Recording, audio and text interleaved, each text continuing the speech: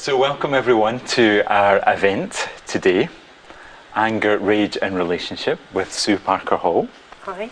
So welcome Sue to our event this afternoon. Thank you. This is really exciting for me. It's the first time I've done anything like this. So it's a bit terrifying and a bit exciting at the same time. Yeah, so it is a bit terrifying, I think, being on the screen, and but we're excited too. Great. So, I mean, we're here to talk to you about your work, what you're really passionate about. Your book and our interview is called Anger, Rage and Relationship. Can you just give us an idea about, your work, what you're excited about, Sue? Yeah, for sure. My work began with my first placement, which was in a women's refuge. And I was really curious about how few of the women were angry. And yet I felt very angry. In fact, what I felt was enraged, I've later realised. So that was my starting point, really, thinking, where is the anger, where is the rage? So it was the absence of anger that first hooked my curiosity. And then I began working with so-called perpetrators. I hate that word, and I haven't found a better word for it yet. So if anybody listening's got a better word for it, I'd really appreciate it. Oh, well, that sounds like a real invitation to the audience, yeah. So something about that word perpetrator that, it just doesn't sit right. It doesn't do it for me, no.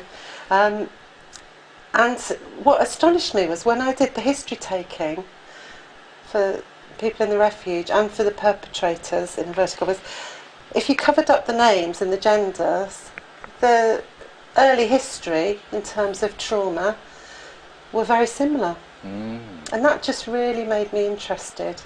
I didn't like the way men were being worked with in probation and prison service.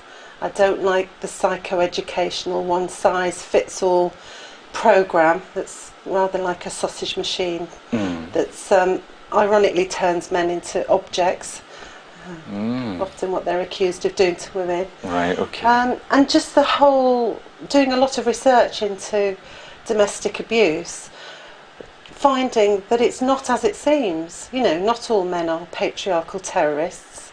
Actually, research shows that perhaps 3% of the population are patriarchal terrorists. And similar numbers of women would also be kind of terrorists. And yet all men are treated as if they're terrorists or terrorists in waiting, and treated in this programme in exactly the same way. So I just felt there was an injustice about it. And people that I was working with had, one or two of them had gone to prison rather than complete the programme. So I thought there's got to be something not quite right about it. And I began to look at rage as an issue in terms of being related to trauma and actually the inability to process life's experience. And most of the people that I work with, male and female, have never actually developed the capacity to process their emotions, to feel things through. So they come into adulthood with a whole bunch of traumas that they've built up, and they can't function. So for me, rage is a symptom. It's a symptom that these traumas need debriefing and processing. So that's how I work. Wow, so that's a kind of platform for your work. I think that's really interesting what you're saying about both men and women on both sides of the violence, I guess. Yes. We're coming into adulthood with very similar experiences, very similar histories. Yes. Yeah. I suppose what I want to say is too, all the research shows that most domestic violence is co-violence, and that there's just as much violence in gay relationships as there is in hetero relationships. There's even some research shows that there's more violence in some lesbian relationships than there is in heterosexual relationships. So we've got to revision what domestic abuse is all about, really. It's not just about men, it's about humans, it's about people. So my approach is a proudly non-gendered approach. Yeah. So that kind of traditional view, violent man and against the woman, kind of doesn't match up with the research. No, it doesn't. And your own experiences in working with my people. own experiences neither. Yeah. No, absolutely.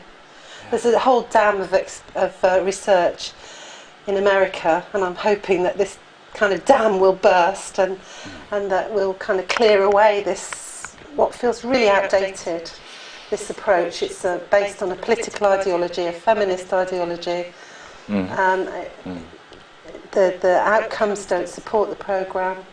I mean, you sound really passionate. I know when we've talked about this before, that kind of this programme, or the programmes that have been rolled out around the world, are just not working. No. And don't fit the current research. No, they don't. Yeah. And it sounds like where you are is... I was just going to say, in any other field, if it was education, if it was health, and these programmes were performing so poorly, people would be asking questions about why are we spending public money on this? Yeah. But it's almost politically incorrect to question it. Yeah.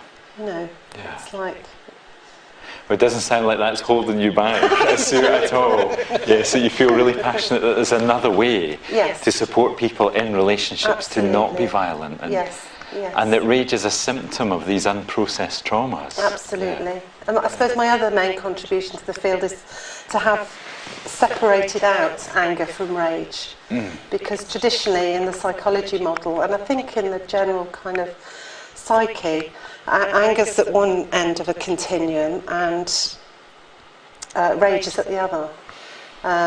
So you've got annoyance.